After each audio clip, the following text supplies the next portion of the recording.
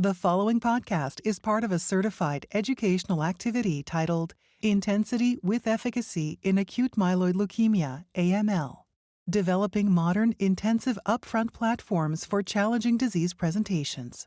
Access the entire activity and complete the post-test at peerview.com/RMG860. Downloadable slides and practice aids are also available. So welcome everyone. Welcome to the EHA virtual symposium about intensity with efficacy in acute myeloid leukemia. The topic is discuss about intensive upfront platform for challenging disease presentations. So today we are three panelists. So my name is Thomas Cluzot from Nice University Hospital in France. I am with Dr. Tapan Kadia from Houston in USA and Dr. Christina Rothenberg from Germany. To introduce the topic of today, we will discuss about acute myeloid leukemia, and as you know, recently during the last decade, we had a lot of drug in acute myeloid leukemia approved in Europe and in US. The majority of the drug were approved in the two sides, but some drugs are only approved in US.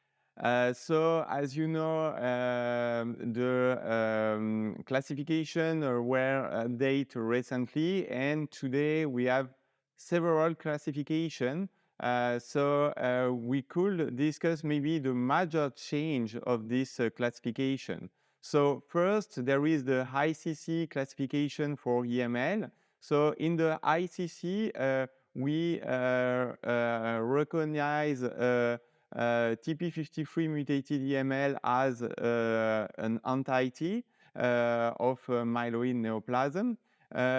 In this classification, we used 10% or 20% of blast counts to diagnose EML with a specific genetic signature. We eliminate MDS with excess blast 2 and introduce another entity called MDS EML. We defined MDS-related gene mutation and cytogenetic abnormalities to now define a disease classifier for EML. And history of chemotherapy and radiotherapy is now only a qualifier instead of a separate entity. For the WHO classification, also updated, there is some difference, but it's not a big difference between the two classification.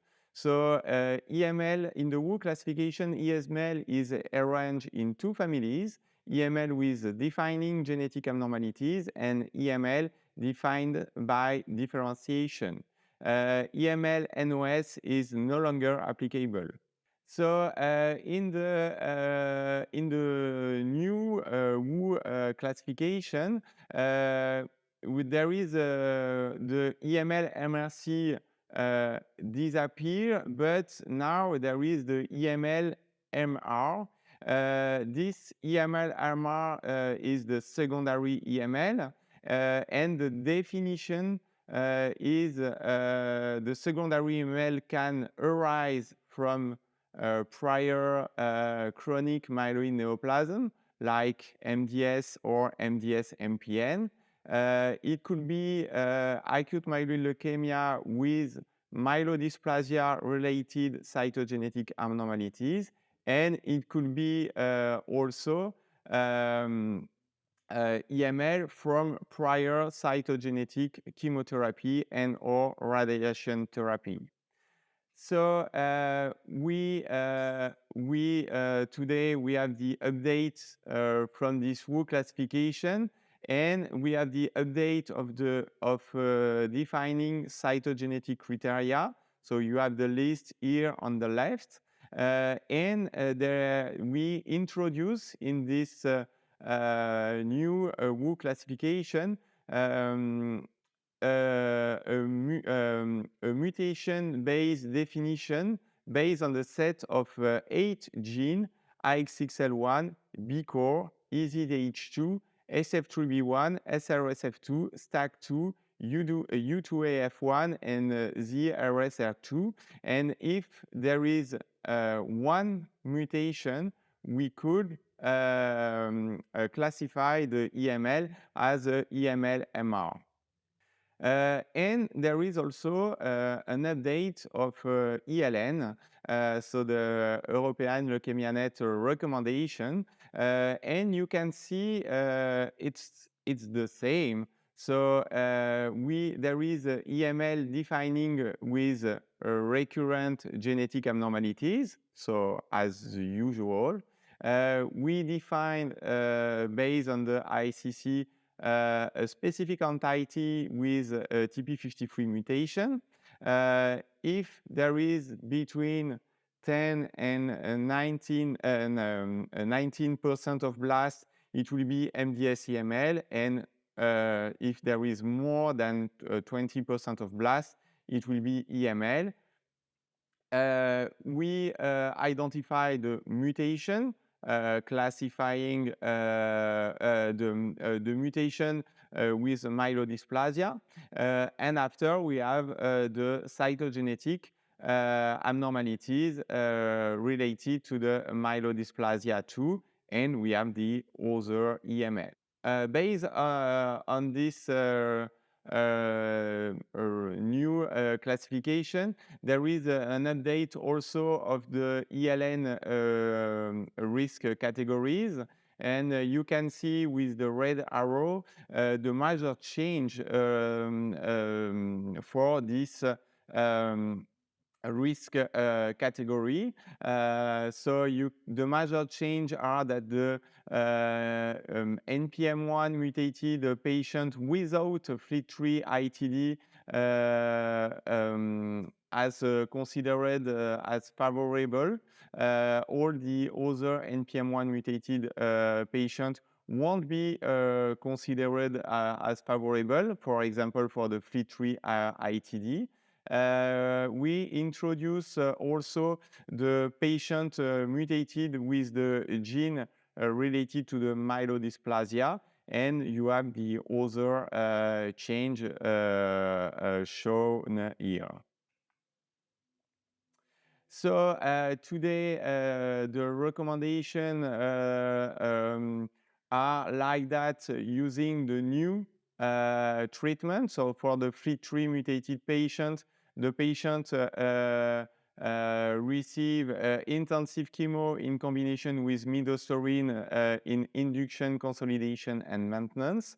For patients with non-mutated for FLT3, the recommendation is to use an intensive chemo with induction and consolidation and oral azacitidine as maintenance. For patients with EML with CD33 positive, we could add gemtuzumab ozogamicin during induction and consolidation. And for patients with AML-MR or therapy related, we could use CPX-351. But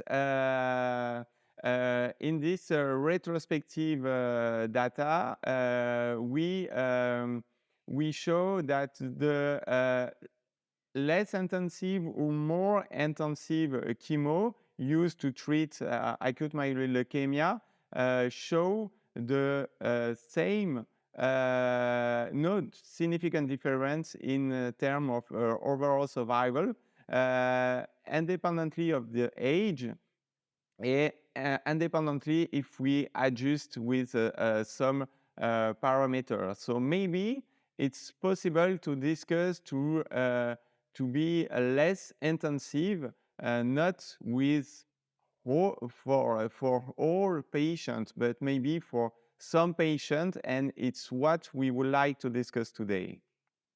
So our goal for today, for this symposium, is to improve our understanding of factors that can characterize a challenging AML subtype in which intensive therapy may be an option, expand our knowledge of the evidence supporting newer upfront intensive therapy platform in diverse AML settings, equip you with the skill you need to select personalized upfront treatment for patients with challenging AML subtype, including secondary AML, and enhance your skill for managing a unique safety consideration associated with intensive therapy platform that include newer cytotoxic or targeted agents. To answer to all these questions and to open the discussion, it's a pleasure today to be with Dr. Kadia from University of Texas in Houston, and it's a pleasure to be with Christina Rothenberg from University Hospital of Essen in Germany. And Christina, the floor is yours now. So thanks, Thomas, for the kind introduction. And I would like to begin my presentation with a clinical consult. So we are facing a 72-year-old man who is presenting in a generally good condition, performance status of 1, but who is diagnosed with pancytopenia due to a diagnosis of AML with marked dysplasia, and further diagnostics revealed myelodysplasia-related cytogenetic abnormalities and also myelodysplasia-related mutations. So diagnosis of AML myelodysplasia-related could be confirmed. So the question arises whether this patient is a candidate for intensive chemotherapy, for example, a CPX-based induction or a venetoclax-containing intensive regimen, or whether we should rather go with a non-intensive approach, for example, HMA venetoclax. And as I'm presenting to you real-world data and also data from the pivotal trial about CPX, I will describe why I think that this is an optimal candidate to receive CPX-based induction and also maybe to proceed to allogenic stem cell transplantation. So I will not go into details regarding definition of secondary AML myelodysplasia-related mutations, as you have heard about before, but I would like to draw your attention to the lower part of the slide, where it's nicely shown that secondary AML, according to the above-mentioned definition, makes up about 25% of all AML. And historically, secondary AML was treated with intensive approaches, anthracycline and cytarabine-based chemotherapy, and a strong consideration for allogenic transplantation, so comparable to approaches in de novo AML. But what has repeatedly been shown, and what you can see here on the slide, is that secondary AML have an inferior survival despite these intensive approaches compared to de novo AML. So there has for a long time been a high unmet clinical need for these patients with secondary AML. And in 2014-2015, CPX has been investigated in a phase 2 trial in AML patients, and this is not a typically new drug, but more a new formulation of 2 known drugs, cytarabine and daunorubicin. And these drugs have been combined in a liposomal formulation in a fixed 5:1 molar ratio. And this formulation provides a more synergistic leukemia cell killing in vitro and also a more selective uptake of the liposomes with this fixed formulation, more by bone marrow leukemic cells than by healthy bone marrow cells. And in humans, CPX has been shown to preserve the delivery of the synergistic 5:1 molar ratio for more than 24 hours and a drug exposure that maintains for 7 days. So the phase 2 clinical trial of CPX has shown promising CR/CRi rates, especially in the subgroup of patients with secondary AML. And because of this, there has been a multi-center open-label randomized phase 3 clinical trial that especially included patients with therapy-related or secondary AML that were eligible for intensive chemotherapy. Patients, of course, had to be treatment naive, and they were among the age of 60 to 75 years old.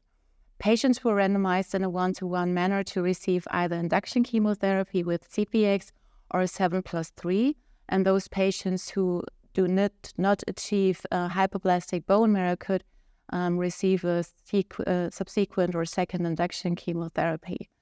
Those patients who achieved CR, CRI after 1 or 2 induction chemotherapies could then go on with up to 2 consolidation cycles, or they could proceed to allogeneic stem cell transplantation according to the decision of their treating physician, either instead of or after consolidation therapy.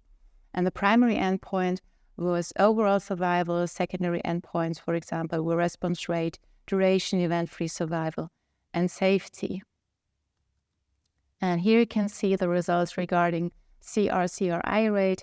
We can see that CPX was associated with a significantly higher overall response in terms of CR/CRI compared to 7+3. We observed CR/CRI rates of 48 compared to 33%, and the authors also observed a higher amount of patients proceeding to allogeneic stem cell transplantation in the CPX compared to the 7+3 arm, although this was not statistically significant. Furthermore, CPX seemed to be well tolerated, which was presented by lower rates of early mortality in the CPX compared to the 7+3 group, and this was also true not only for day 30, but also for day 60 mortality. So regarding outcome analysis on overall survival as the primary endpoint of this trial, we see now here the long-term survival, 5-year overall survival for both groups, and what we can see is that there is an overall survival benefit also in the long-term follow-up for those patients who achieved CPX or received CPX compared to 7+3. And this survival benefit is especially pronounced in those patients who proceeded to allogeneic transplantation. As you can see on the right side in a landmark analysis, patients who proceeded to transplant achieved a 5-year overall survival probability of 52%. And we would like to encourage you to listen to 5-year follow-up data that are presented by Dr. Cortes, who showed that CPX results in improved overall survival independent of baseline bone marrow blast count compared to 7+3. So regarding the outcome pattern after transplant, we can here see also landmark or post-hoc analysis in the transplanted patients. And what is observed is that CPX not only seems to improve disease control, but also is very tolerable, resulting in less non-relapse mortality in those patients that receive allogeneic transplantation compared to patients who were or received induction with 7+3. But one has to keep in mind that these non-relapse mortality rates, not only for 7+3, but also for CPX, are rather high compared to other data we know from prospective clinical trials, for example, the treosulfan trial. But of course, multi-center randomized trials represent the gold standard for clinical trials, but we know that patients in these cohorts always represent a very selected patient cohort. And this sometimes makes interpreting or translation of these results into real-life patient care a little bit difficult. And furthermore, there were some aspects in the pivotal trial of CPX that have not been addressed, for example, the role of younger patients or the role of measurable residual disease.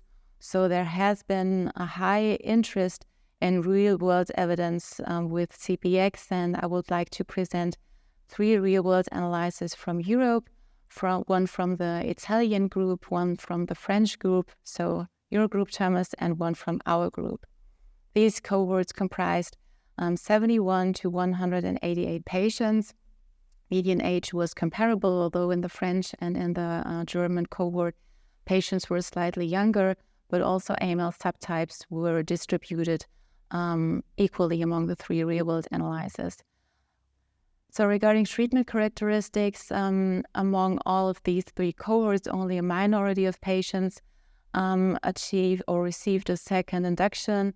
Majority only received 1 induction chemotherapy, but there is a difference among the cohorts regarding the frequency of patients receiving a CPX-based consolidation, with a very small amount of patients in our group in the German cohort. And I think this might in part be explained by the higher transplant rate we observed in the German cohort compared to the other real-world analysis, and also in contrast to the pivotal trial. So regarding response, the response rates ranged from 47 to 65% in terms of CR/CRi, and we identified different, but also or always typically high-risk characteristics. For example, complex karyotype and TP53 mutations in all 3 cohorts that were associated with a lower CR/CRi rate. As measurable residual disease was not addressed in the pivotal trial, this was of huge interest in the real-world analysis. And you can see in the German and in the French cohort that there were MRD data accessible of about 46% of those patients who achieved CR after CPX induction, and about almost 2/3 of patients achieved an MRD negative CR. So coming over to the overall survival in these 3 cohorts, we observed 1-year overall survival rate ranging from 53 to 69%, but one has to keep in mind the rather short follow-up in all these 3 cohorts. So negatively impact on overall survival was shown for prior HMA exposure in the German cohort, comparable to the pivotal trial, and also adverse ELN genetic risk had negative impact on overall survival in the German and the Italian cohort, while the French cohort identified the presence of spliceosome mutations as positive impact with overall survival. So I would like to take a close look on the German transplant cohort. We observed a rather high rate of patients proceeding to allogeneic stem cell transplantation, and the majority of patients proceeded to transplant without any further therapy. Only a minority received either consolidation, HMA, or salvage therapy as a bridging to transplant. So this resulted in a median time from induction to transplant of about 70 days. In the sake of time, I will not go into details regarding transplant toxicities, transplant characteristics, but I would like to address the transplant outcome. You can see 1-year overall survival, relapse-free survival, cumulative incidence of relapse and non-relapse mortality rates from 73, 71, 23, and 12% in the German cohort. But of course, please keep in mind the short follow-up of this cohort.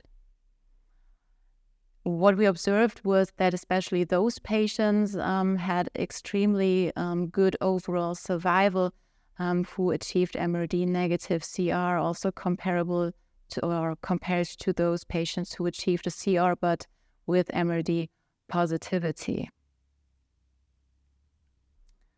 While the French and the Italian cohort, they observed lower CR or lower transplant rates, but I think they very nicely underline the importance or the benefit of allogenic transplantation in those patients who were treated with CPX. The French cohort on the left can nicely show the improved overall survival for those patients who proceeded transplant compared to those who do not.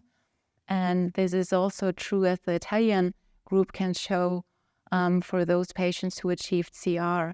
And they identified the proceeding to allogenic transplantation as the most important factor for overall survival in multivariate analysis. So at the last slide, I would like to talk about hematologic recovery and toxicities. In all 3 cohorts, there was a blood count recovery observed in almost all of the patients after an average of about 1 month. And regarding grade 3 or 4 non-hematologic toxicities, mainly infectious-related complications were observed, including sepsis, including pneumonia, also including febrile neutropenia, while on the other hand, GI side effects or bleeding occurred rather infrequently. But despite these infectious complications, there was no excess observed regarding the early death rate on day 30, as you can see here on the slide. So I will come to my conclusions. I think we've seen CPX has been licensed in the US and in Europe since 2017-2018 for adult patients with newly diagnosed therapy-related AML or AML with myelodysplasia relation without age limitation. And this approval was based on the phase 3 clinical trial I've talked about that included patients with the age of 60 to 75 years old, so patients that are patients like the one I presented to you at the beginning of my talk. And the pivotal trial could show a benefit in overall survival and higher CR rates compared to 7+3 induction. But I've also told you that patients in clinical trials represent a selected cohort, but also the European real-world analysis could confirm nicely the efficacy and safety of CPX and secondary AML. But still, I think there are several issues that are not addressed. For example, the role of younger patients, the role of secondary type mutations, and I think we need further investigation, ideally in prospective clinical trials. And I think the AMLSG 3018 trial, for example, will answer some of these interesting questions. So maybe you, Thomas or Tapan, you have any other thoughts or aspects you would like to add to the conclusions or regarding our patient? So thank you, Christina, for this great presentation. It was a great overview about all the data about CPX-351. So you show very well the data from the clinical trial, and I think it's really important to show that the real life evidence is the same. And CPX-351, I totally agree with you, is a new platform to develop new combination treatment in the future in this setting. Hey, I agree with Thomas. I think that Christina, fantastic presentation. I think that you really defined the role of CPX, and we know that CPX-351 is a key drug, an important drug for patients with secondary AML. I really enjoyed seeing the real-world data, really kind of emphasizing and confirming what we saw in the clinical trials. I think you bring up great points. I think that the importance of transplant and how they do post-transplant and allowing drugs like CPX to get patients to transplant really will improve their survival. I look forward to combination strategies, including CPX-351. I think it's a great segue into the next section where we discuss the inclusion of drugs like venetoclax in the treatment of newly diagnosed AML, including those who are older and those who have secondary acute myeloid leukemia. So now we will move on the next presentation from Dr. Kadia. And thank you, Dr. Kadia, for the next presentation. Thank you, Dr. Clouseau. Happy to be here. I want to thank Peer Reviewed for inviting me, and all you attendees of EHA. Glad to talk to you. So what I'd like to touch upon a bit is the use of venetoclax-based platforms when we combine it with other regimens besides the low-intensity therapy that we've come to know with HMA or low-dose cytarabine. And so we know that the introduction of venetoclax in the treatment of acute myeloid leukemia has revolutionized the treatment from the days when we used to treat patients with older who are unfit for intensive chemotherapy with 5-azacitidine and decitabine, but we were routinely seeing rates of complete remission in the range of 18 to 20% and overall survival from 8 to 10 months. The addition of venetoclax to HMA and later to low-dose cytarabine actually dramatically improved those rates of complete remission, CR and CRI, with CR rates of 37%, and importantly, really improved the overall survival of these patients from around 9 to 10 months to up to 15 months. Now, a recent update at the ASH meeting demonstrated that ven and aza continue to show a significant overall survival benefit from azacitidine when combined with venetoclax. Now, what you notice, though, is over time, a couple things. Number one is that the long-term follow-up at 3 years old, that 3 years of overall follow-up, that the long-term survival was down to 23% from about 35 to 40% what we saw in the initial data, still better than HMA alone. What they also demonstrated in the subgroup analysis is among those patients with AML-MR or MRC, as they defined it, that clearly the HMA plus venetoclax still shows a benefit over HMA in this really difficult subgroup of patients, which we frequently encounter who are older or unfit for intensive chemotherapy. So let's go back to our patient that Christina presented. Just a little bit of a tweak, a 72-year-old man who presented again with some weakness, fatigue, bruising, same patient. But this time, the patient has a slightly higher white count, 9.5, still pancytopenic in terms of low ANC, has circulating blast 45%. And if you look at the mutational profile, the karyotype is the same, but the mutational profile has ASXL1, SRSF2, TET2, a pattern we frequently see in the sort of a monocytic or CMML type picture. But now we have an NRAS mutation, potentially adding a bit of a proliferative mutation to that profile and giving a little higher blast count, higher white count, and very typical of what we would see in patients. So how would we address this patient? Which brings me to one of the other abstracts that was presented at the recent ASH meeting by Donor and colleagues, where they did a very nice analysis of the VLA-A study, looking at all patients treated with HMA and venetoclax compared to HMA alone. And they actually, instead of using ELN 2017 to distinguish or discriminate these folks, they based their outcomes on a classification system on 3 mutations: mutation P53, mutation in FLT3-ITD, or mutation in RAS, either NRAS or KRAS. And based on this, they were able to divide the patients very nicely into 3 categories: those who were P53 mutated, those who had no mutations, which was the top curve, and those who had either mutations in FLT3-ITD or a mutation in RAS. And you can see here, it really nicely delineates the outcomes just using these 3 mutations. And then when they went a step further, they looked at who benefited the most with the combination of Ven-Aza compared to azacitidine, azacitidine alone. And on the left, you can see that the majority of the benefit of this population was in the higher benefit group. And these are patients who had no mutations in P53, FLT3-ITD, or RAS. So neither of these 3 mutations. Those are the patients who seem to demonstrate the greatest benefit with the addition of venetoclax to azacitidine. Alternatively, if you look at the next 2 columns, which are the intermediate benefit group, those who had those, quote, signaling mutations, which are the FLT3-ITD or the RAS mutations, they had maybe a marginal benefit where you can see clearly not significant compared to azacitidine alone. And then on the right, you see the low benefit group. Any patient who had a P53 mutation did not seem to benefit in terms of overall survival with the addition of venetoclax to 5-azacitidine.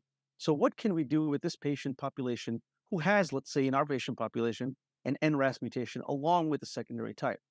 So here I'd like to introduce you to another regimen, a new regimen that we recently published, which is still low intensity, okay? Still a low intensity regimen in older patients with newly diagnosed AML with the combination venetoclax.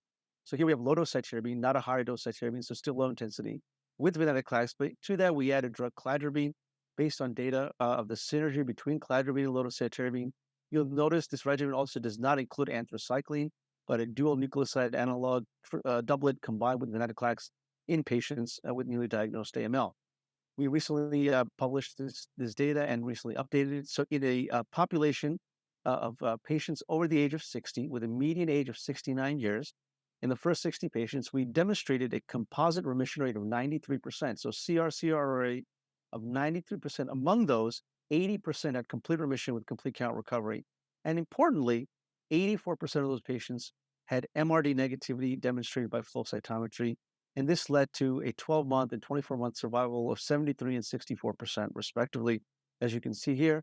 And this is still a regimen that can get you to transplant. Now, Christina just showed you that was really important for those patients who had CPX 351, who went to transplant. They really benefited more when they got to transplant. And you can see here, 34% of our patients were able to get to allogeneic stem cell transplant. So it's a regimen that leads to high rates of response, deep MRD, and can still get you to allogeneic stem cell transplant. The next question we had was, what about responses in different subgroups? So we had mutation analysis in all these patients at baseline, and we were able to look, and you can see that CR/CRi was maintained across all types of subgroups. And specifically, if you look at those patients in secondary AML, their CR/CRi rate was over 80%. So also very active in that particular subset of patients with newly diagnosed AML. Further, we wanted to answer this question about RAS mutations, right? I told you that our patient, with a little bit of a tweak, had a RAS mutation in addition to the other secondary mutations, which we frequently see. And you can see here, by far, the best therapy for patients who had RAS mutations, this is what this slide represents, is intensive chemotherapy using a high-dose cytarabine-based regimen. You can see the outcomes with HMA are listed there, with the median survival anywhere from 6 to 12 months. And then on the right bottom, you see that the clad low-dose Ara-C plus venetoclax had possibly the best overall survival with short follow-up among these patients with RAS mutations. On the right panel, you'll see the response rates. Again, intensive chemotherapy demonstrates the highest rates of response among patients who have RAS mutations, but close thereafter is all the way to the right, you'll see the clad low-dose Ara-C venetoclax. So now this is an opportunity for a low-intensity regimen in patients who are older than 60 years of age, potentially who have RAS mutations, who may not benefit, according to the donor data, from HMA and venetoclax. But what if we change the backbone to a cladribine, low-dose Ara-C, and venetoclax regimen in this particular subset? So an opportunity to use venetoclax, which has become a more and more important drug in AML, with different backbones to improve response rates and potentially improve outcomes long-term in a broader population of patients. And you'll see this theme as the evolution of AML treatment continues, as we start adding venetoclax to newer backbones, including CPX-351, as Christina just mentioned. Okay, so moving on from a lower intensity regimen with venetoclax, can we use venetoclax now with intensive chemotherapy backbones? Many groups have published some of this data.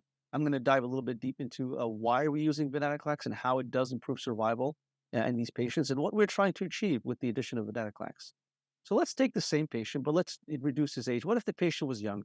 So same kind of presentation. Remember, secondary AML also occurs in younger patients. It doesn't have to be necessarily somebody who's in their 60s and 70s. So what if you had a 52-year-old man this time with subacute onset of weakness, fatigue, bruising, shortness of breath with exertion, fever? You can see the vital signs there, white count 9.5, again, peripheral blast. His performance status is good and has been good. He's been doing fine. He's a healthy man. He works full-time, has a family, but then he gets sick. So he has a great performance status. Ejection fraction 55 to 60%. Here it says 50%. Let's say it's a little bit higher. The bone marrow biopsy here, again, just as I mentioned before, the secondary type mutations, 3 karyotypic abnormalities, but notably, this is not one of those who have 17p deletion. There's no p53 mutation. There's no MECOM rearrangement, but he does have that NRAS mutation. So let's go on to see what happens. So what is our goal, right? What is our goal to adding venetoclax to intensive chemotherapy? Well, we want to improve efficacy, right? We want to improve rates of complete remission, A. We want to have deeper remissions, right? We want to eradicate minimal residual disease with the intensification of chemotherapy, with the addition of novel therapies to intensive chemotherapy backbones. We want to do this in a safe way. We want to make sure that the regimen, when we add these agents, is still safe in a controlled manner, and we want to continue to reduce early mortality. Remember, the biggest reason for early mortality is lack of response. Those patients who are refractory disease are the ones who have the higher rates of early mortality. But we also need to make sure that we're safe when we're adding these targeted agents. And finally, we want these responses to be deep and durable. We want to reduce the rates of relapse. We want to be able to get these people to allogeneic stem cell transplant and ultimately cure these folks. On the right hand, we see a background of just some selected studies with intensive chemotherapy, starting with the Polish study, the cladribine added 7 and 3, and then 3 studies which use high-dose cytarabine during induction. You can see complete remission rates ranging from 65 to 84%, and a long-term overall survival in the range of 2 to 3 years of 45 to 60% with intensive chemotherapy alone. Can we improve on this with the addition of venetoclax? And I'll show you in this study where we looked at our historical data and then our current data with venetoclax. So just as a quick summary, these are just some of the studies that we've done with intensive chemotherapy combined with venetoclax, starting at the top with FLAG-IDA plus venetoclax, again, an intensive chemotherapy regimen using high-dose cytarabine with venetoclax in a young, fit population. You can see the top curve with a 1 year, 2 year survival over 80%. On the bottom, you see CLIA plus venetoclax, again, cladribine, high-dose Ara-C with venetoclax, only 7 days of venetoclax with a 1 to 2 year survival of 75 to 80%. And on the right table, you see all there summarized. In addition, the data from Australia by Changqin Chua of 5 plus 2 plus venetoclax in older patients above the age of 60 with newly diagnosed AML. And on what you see, what jumps out at you first is a rate of composite remission of 70 to 94% in this newly diagnosed population, with very high rates of MRD negativity, 80 to 96%, and a high rate of transition to allogeneic stem cell transplant. These are some of the goals that we wanted to achieve: deep responses, high rates of complete remission, and more patients going to allogeneic stem cell transplant. So we continued this analysis and looked deeper as to, for each subgroup, whether it be all patients, ELN favorable, ELN intermediate, and ELN adverse, what does the addition of venetoclax do for each of these particular populations? And you can see on the right that all patients, there was clearly a high rate of MRD negative response in patients who received venetoclax compared to chemotherapy alone.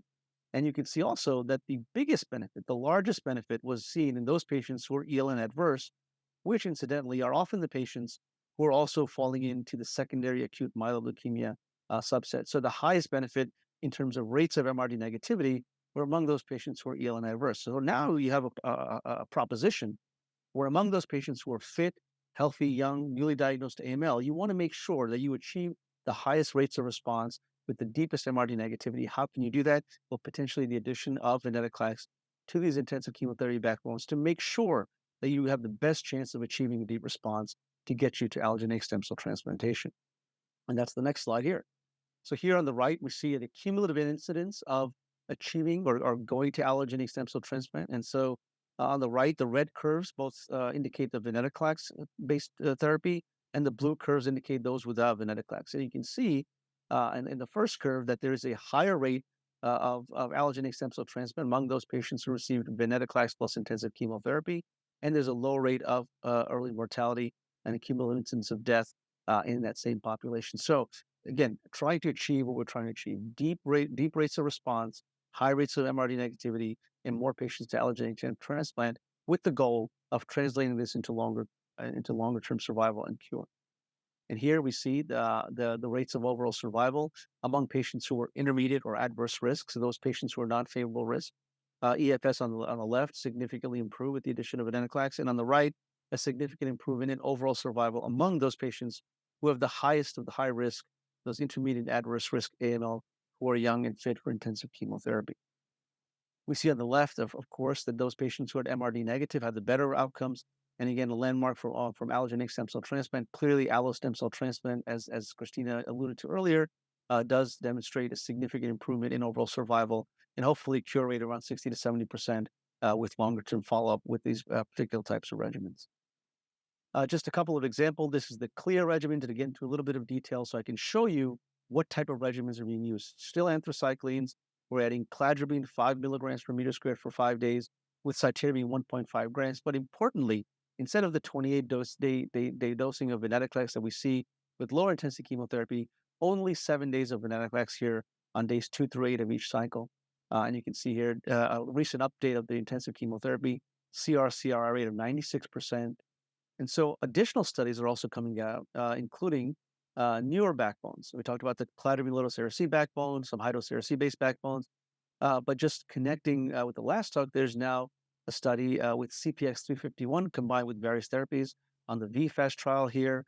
As you can see, combining CPX-351 with venetoclax, as well as FLT3 inhibitors and IDH inhibitors based on your underlying baseline mutation. So I think lots of exciting data to come with intensive chemotherapy in combination with targeted drugs such as venetoclax. So thank you, Tapan, for this wonderful presentation. We I think now we can discuss about some questions. We already have some questions for you, Christina, and for you, Tapan. So maybe the first question will be for Christina.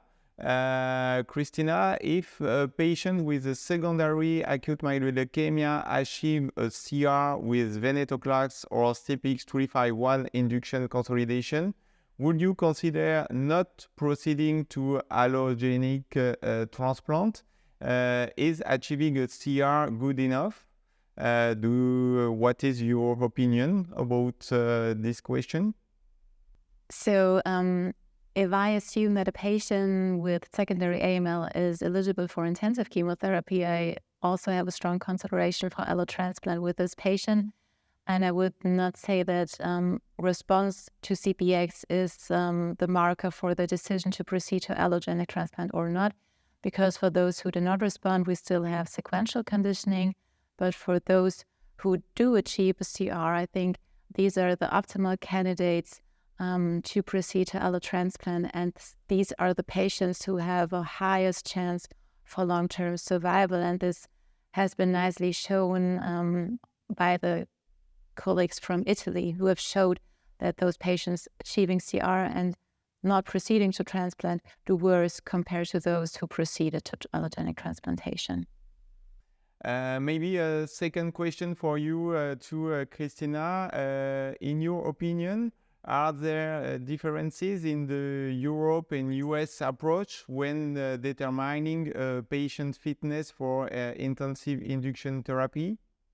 So I can answer for Europe at least. I think in Germany we of course used Karnofsky Performance Index, ECOG performance status, and in terms of allogenic transplantation, also the Soros score. But I think a very important issue was already addressed by you, Thomas, in your introductory slides. We have to not only look at the patient's age in his passport, but more or less the biological age of the patient, which we can check, for example, also by using functional testings, cardiac testing, lung testing, renal testing. And we should also have a look on the social background of our patient. Is there enough support for an intensive treatment with CPX or venetoclax-based induction and for further allogenic transplantation? I think this is also a very important point. And this is true both for the US and for Europe. So thank you, Christina, for your answer. And maybe now a question for you, Taban. How are you managing delayed count recovery with CPX at your institution? Yeah, Thomas, great question. I think that as we know from the CPX trials, that there is prolonged myelosuppression in CPX, that the median time to recovery may be beyond the 28 days that we typically expect with intensive chemotherapy. And so we expect this. And so we make sure that all of our patients are on prophylactic antibiotics, including antibacterials, usually a fluoroquinolone, a extended spectrum antifungal such as voriconazole or posaconazole, and then Valtrex. And many times, if the myelosuppression goes beyond, let's say, 30, 35 days, and we know that they're in remission, MRD negative, I usually have no issues giving them some G-CSF, filgrastim, or so to help improve their counts, especially their ANC, to make their counts recover, and then manage that on the subsequent cycle as well. Okay, so thank you. I follow you. I have the same practice also in my institution. Maybe another question. We know the hematological toxicity of the venetoclax. And what is the effect of adding venetoclax to intensive platform in terms of toxicity, neutropenia in particular? Yeah, great question. So right now, all of our younger fit patients, other than those that I described who are high risk with P53 or such, we use intensive chemotherapy with venetoclax, usually a high-dose cytarabine-based regimen. So we're very familiar with adding these. And again, we've been able to get it safe in the fact that all patients who receive these intensive platforms, they're in the hospital for the first month for 30 days, 28 days. We give them, again, as I mentioned, triple prophylactic antibiotics, antiviral, antibacterial, antifungal. We are using regimens like FLAG, which incorporates G-CSF, and CLIA, where we give Neulasta or pegfilgrastim on day 7 of the therapy to allow and to hasten count recovery. And we are seeing, so there is no doubt, profound and deep myelosuppression. There is a higher risk of bacteremia sepsis in these patients. We make sure we manage their mucositis well. But by day 28, most of the patients are recovering their counts after cycle 1 if they're achieving complete remission. So we're seeing good count recovery. Now, on subsequent cycles, when you see cycle 2, cycle 3, we are seeing some delayed myelosuppression. And so a lot of times we may dose reduce during cycle 2 or 3. The interaction with azole seems to be very powerful, particularly with the use of things like posaconazole. Although the label requirement has been 70 milligrams of venetoclax with posaconazole, we have done some studies with venetoclax levels and actually even reduced the venetoclax further to maybe 50 milligrams to make sure that we have less delayed myelosuppression because we are seeing an interaction. So these are some of the things that we're observing. Okay, so thank you. This is a great experience. So, and maybe another question about another topic. But with the new classification, so now we need to have a mutation to classify the patient. And today we discuss about the possibility of several options for our acute myeloid leukemia patient. So do you get NGS data before starting induction therapy for EML?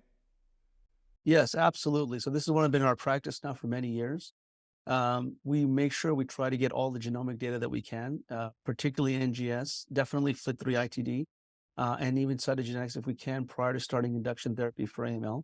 And then we treat based on this. So IDH1 or 2 will get either IDH1 based therapy with chemotherapy or venetoclax. FLT3 mutated will get FLT3 inhibitors. Those who have complex karyotype or P53 mutations, or even MECOM, we may actually prioritize a low intensity clinical trial in those patients. I think, we're fortunate, at least where I work, that our NGS is a bit quicker. We can get it usually within 8 days or so, or 9 days, some panel to allow us to make these decisions. I know that in the community and other places, it takes a bit longer. We have implemented cytoreductive therapy or emergent cytoreductive therapy in many of our patients who come in with rapidly proliferative AML who needs to be treated. And so what I mean by that is a lot of times people come in with a white count of 40, 50, 60,000, and you say, well, I cannot wait to wait for the NGS. I need to start there. Combination of hydroxyurea and cytarabine, anywhere from 200 per meter squared to 500 per meter squared, 1 or 2 doses just to control the white count, stabilize the patient, transfuse them, give them antibiotics until the genomic information comes back. So we can then use that to decide and enroll on clinical trials. So we try to get the NGS therapy. I know that it's a challenge, but these are some of the ways that we try to mitigate that. Yeah, I totally agree. It's really important to wait all the NGS to define what will be the best treatment in current practice, but also in clinical trial. In France we are waiting also the results of the NGS, and today the delay is less than 7 to 10 days. So it's okay to treat the patient in current practice. Thank you all. Thank you, Dr. Kadia and Dr. Rothenberg, and have a good day. Thank you for listening. Download materials and complete the post-test for instant credit at peerview.com/RMG860. This activity is supported by an educational grant from Jazz Pharmaceuticals Incorporated.